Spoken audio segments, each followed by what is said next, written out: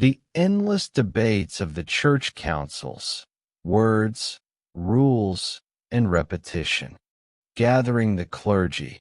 When you think of the great turning points of medieval and late antiquity Christianity, you might picture dramatic conversions, fiery preachers, or grand cathedrals. Yet much of the Church's history was shaped not by miracles or battles, but by meetings. These were the councils, long assemblies where bishops, abbots, clerks, and sometimes even emperors gathered to debate doctrine, discipline, and law. To attend a council was not a matter of passion or spectacle, but of patience. Hours, even days, were filled with speeches, votes, and the drafting of canons.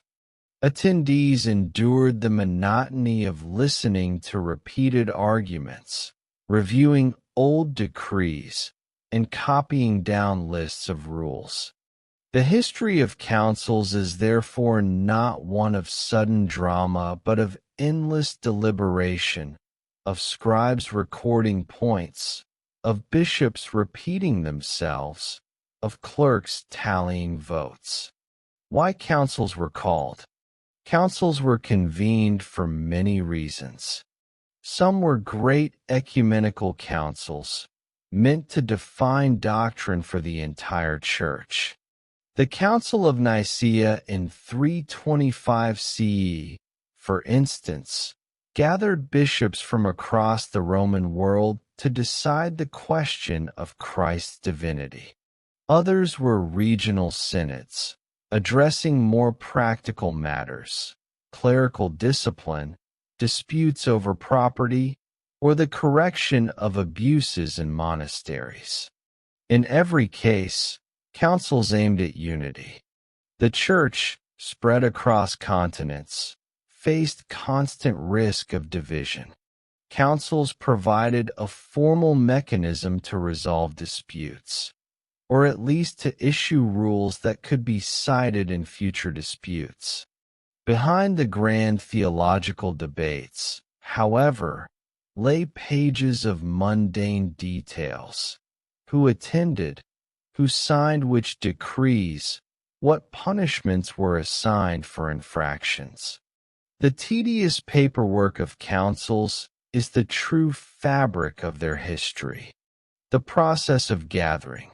Calling a council began with letters, circulars sent out by bishops, abbots, or emperors. Clergy across regions received notices instructing them to travel to a designated city. Travel itself could take weeks, with delegates trudging along roads or riding in carts. Upon arrival, the attendees needed lodging. Monasteries and towns were often overburdened, filling with hundreds of visiting clergy. Records survive of towns complaining about the expense of hosting large councils. Feeding the delegates was a challenge. Bread, fish, and wine had to be supplied in large quantities, with accounts carefully tallied. The opening of a council was ceremonial. Prayers were said, psalms chanted, and the presiding bishop or emperor made an address. But after the opening, the long work began. Reading letters, listening to speeches, debating points, drafting canons. The monotony of debate. To modernize, the debates recorded in council acts can seem endless. Arguments were often repeated word for word by multiple speakers.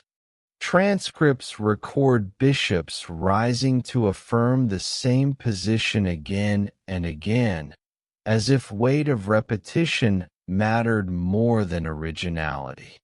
At Nicea, the arguments between Arians and their opponents stretched on for days. At the Council of Chalcedon in 451, bishops debated Christ's two natures across multiple sessions. reading and rereading letters from earlier councils. Medieval synods often spent days on matters that now seem trivial, whether priests could own property, how monks should cut their hair, whether bishops could move from one see to another. The repetition was deliberate. Councils aimed not at lively discussion, but at consensus. By repeating positions until all agreed, they created unity through endurance. Scribes and records. Perhaps the most important figures at councils were not the bishops, but the scribes. These clerks sat at long tables, writing down proceedings in careful Latin or Greek. They copied letters, transcribed debates, and drafted canons. The acts of councils survive in thick volumes of text, much of it repetitive. They record who was present, who signed decrees, and what was decided. Sometimes they even preserve lists of towns represented, with the names of obscure bishops otherwise forgotten. These records were copied and recopied across centuries, ensuring that the canons of councils became authoritative law. The monotony of the scribes' work preserved the unity of the Church more than any fiery sermon. Rules and canons. The most enduring product of councils was not dramatic proclamations, but lists of rules, called canons.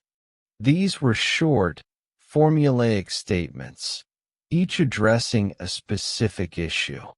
A canon might decree that bishops could not ordain clergy without witnesses, or that clerics must not engage in business, or that monks must not leave their monasteries without permission.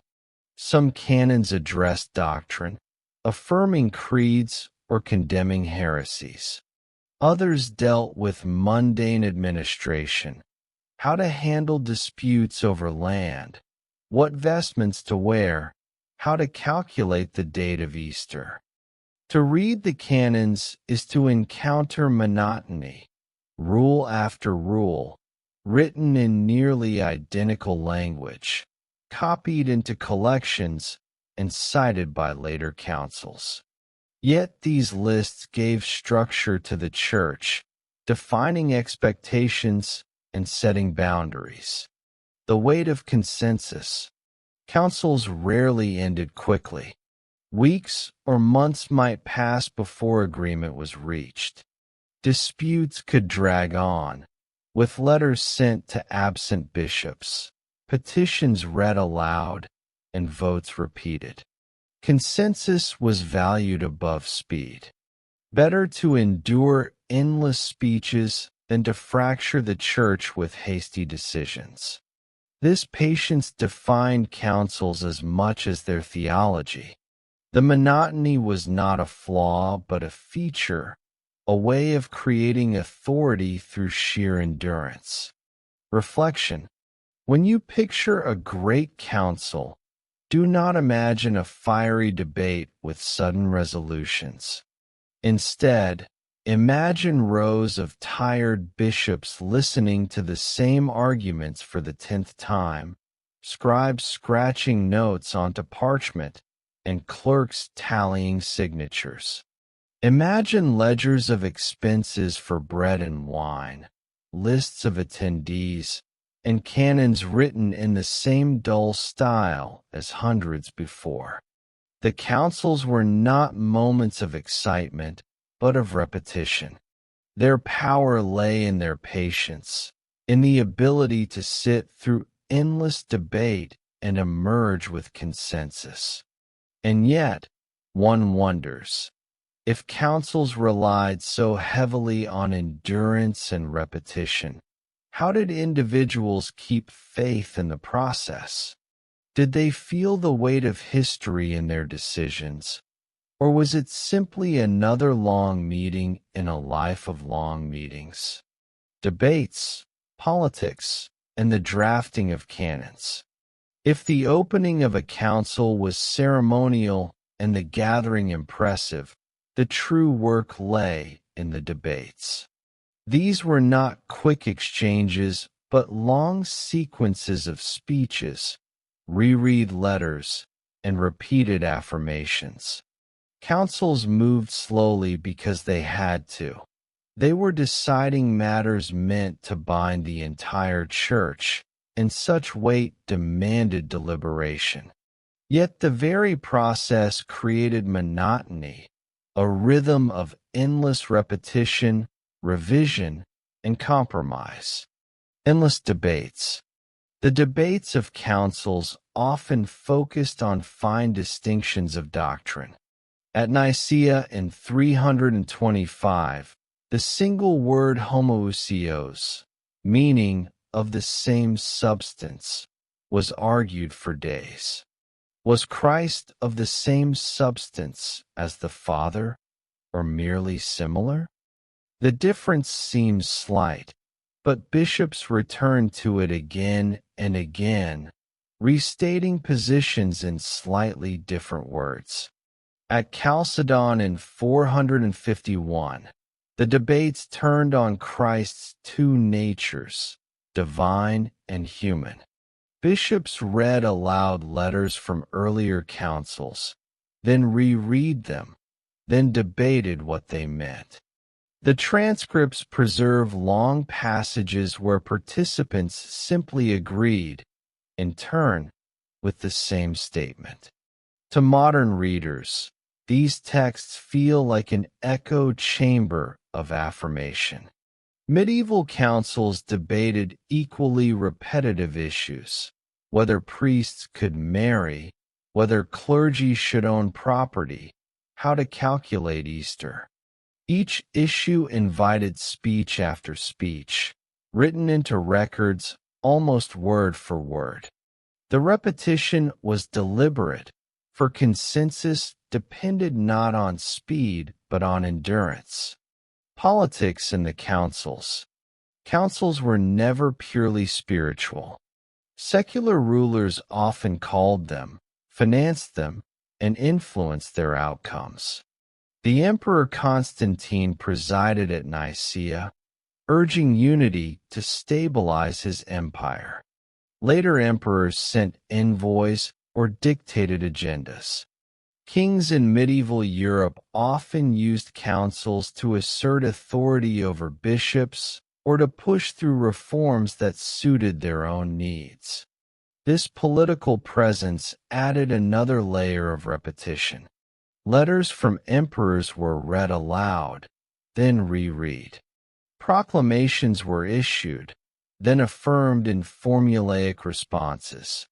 Political speeches, like theological ones, were recorded in full, filling pages of council acts. The tension between bishops and rulers appears in these records.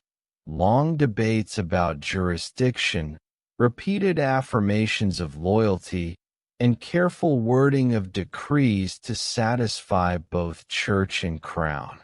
Drafting and redrafting. The creation of canons, the rules or decrees of councils, was itself a tedious process. Drafts were read aloud, discussed, amended, and reread. A single canon might pass through multiple versions before acceptance. The language of canons was formulaic. It has seemed good to the Holy Synod that, followed by a short rule. For example, it has seemed good that bishops not move from one see to another, or it has seemed good that clergy not keep taverns. Each canon was brief, but the process of writing it was long. Scribes recorded drafts, copied amendments, and noted votes. Collections of canons often contain near-duplicate rules from different councils, reflecting this process of redrafting. The monotony of these lists was precisely their strength. Predictability gave them authority. The bureaucracy of signatures. At the end of a council session, bishops signed their names to decrees. These lists of signatures, sometimes stretching for pages, are among the most monotonous but revealing records. Each name represents a bishop, often with the city or region appended. Many of these places are otherwise unknown, their names surviving only because of a signature on a council decree. The act of signing was not exciting. It required bishops to line up, styluses in hand, repeating the same formula. I, so-and-so, bishop of such and such, agree. Scribes copied these signatures into the acts, ensuring every name was preserved. The result is an enduring archive of monotony, yet one that maps the breadth of the Church across centuries. Minor issues, major time. Not every debate was doctrinal. Councils also spent hours on practical issues. Who had precedence in processions? What vestments should be worn? How disputes over land should be resolved? For example, some canons forbid clergy from wearing bright or extravagant clothing. Others regulate how long a bishop must remain in his diocese before being allowed to transfer. These matters, trivial to us, consumed hours of speeches and votes. Records reveal the tedium. Concerning the question of clerical dress, it was decided, followed by pages of affirmations. For participants, such rules shape daily life, but for modern readers, they reflect the monotony of administration. The scribe's burden. Through all this, scribes worked tirelessly. They wrote in cramped script, copying speeches word for word. They drafted decrees, recopied them for circulation, and ensured multiple copies survived for archives. The work was repetitive, but without it, councils would vanish from memory. Today, historians rely on these transcripts to reconstruct not only theological debates, but also the daily administration of the Church. The scribe's monotony became the Church's permanence. Consensus through endurance. Councils rarely resolved matters through sudden persuasion. Instead, they wore down opposition through repetition. Bishops who disagreed found themselves isolated as others repeated affirmations. Over time, consensus emerged not because everyone was convinced, but because everyone grew weary of debate. This method was slow, but it created stability. Decrees carried weight because they reflected long, patient discussion. The monotony of councils was therefore not a flaw, but the very mechanism by which authority was created. Reflection. As you picture a council in session, imagine the slow rhythm. Bishops rising to repeat the same point, scribes scratching away at parchments, drafts read aloud and amended, signatures added one after another. Imagine the tedium of days spent on vestments, the repetition of formulas, the patient endurance of men waiting for consensus. The councils were not moments of sudden brilliance, but of accumulated monotony. Their power came from patience, not passion. And yet, one might wonder, if unity was forged through such repetitive endurance, how fragile was it once the council ended? Did the decrees carry weight because they convinced, or simply because no one had the strength left to argue further? Enforcement, survival, and the legacy of canons. When the last signatures were added and the final prayers said, a council was not truly finished. Its acts, the canons, decrees, and transcripts, had to be copied, circulated, and enforced. This process was slow, uneven, and often contested. Councils that seemed decisive in session often produced a legacy of compromise, their rulings applied with varying diligence. Yet over time, the sheer weight of their repetition accumulated into the structures of law and discipline that shaped the Church for centuries. Circulating the decrees. The first task after a council was to copy its canons. Scribes produced multiple sets of the acts, which were sent to bishops and monasteries. From there, they were copied into larger collections of canon law. By the 9th century, vast compilations existed, filled with canons from dozens of councils, arranged in long, monotonous lists. The circulation was uneven. Some regions adopted decrees quickly, others ignored them. A canon forbidding clergy from keeping taverns might be enforced in one diocese, but disregarded in another. Still, the repetition of copying ensured survival, even if practice varied. Enforcement in daily life. Enforcing canons was less about dramatic trials than about steady administration. Bishops held diocesan synods where local clergy were reminded of rules. Parish priests were instructed not to marry, not to engage in business, not to neglect liturgy. Records of enforcement appear in episcopal registers.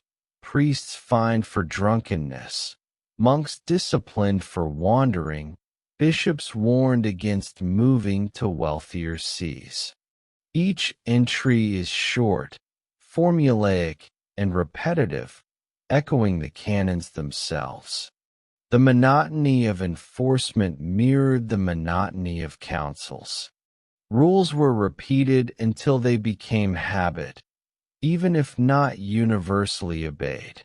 Resistance and adaptation. Not all accepted council decrees willingly. Local traditions often clashed with universal rules. In some regions, priests continued to marry despite repeated canons forbidding it. Monks resisted regulations about clothing or hair. Kings ignored decrees that threatened their authority. Councils responded by issuing the same rules again and again. Collections of canon law are filled with near duplicates, as if repetition could overcome resistance. This persistence, though dull, gradually created norms. Over centuries, the weight of repetition reshaped practice. Councils as political tools. For rulers, councils were useful instruments. Kings and emperors called councils to strengthen their authority, to settle disputes that threatened stability, or to align church practice with royal policy. The acts of councils thus served political ends as much as spiritual ones. The transcripts reveal this plainly. Alongside canons on doctrine are decrees affirming loyalty to rulers, condemning rebels, or granting privileges to monarchs. These entries, formulaic and repetitive, show the intertwining of church and state. Survival in canon law. By the Middle Ages, the acts of councils were woven into canon law, the vast legal system of the Church. Gratian's Decretum, compiled in the 12th century, gathered canons from centuries of councils, arranging them under headings. The result is striking in its monotony.